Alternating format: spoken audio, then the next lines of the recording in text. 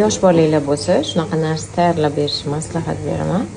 Ichiga oladyi, ichiga maydalab mana bunaqangi anaqani qo'shdim. Tabiiy qovoq urug'ini olib keldim.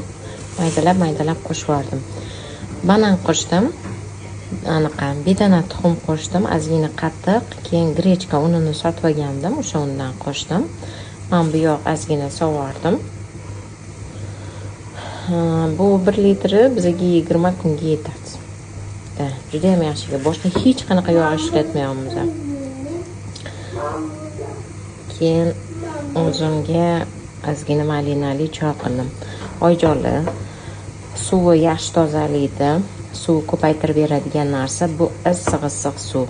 Issiq suv. Agar joninglarga tegib ketsa, shunaqa malinalar qo'shsanglar bo'ladi. Живая malina, morezilkadagi yoki asal, imbir qo'shib ichsanglar bo'ladi.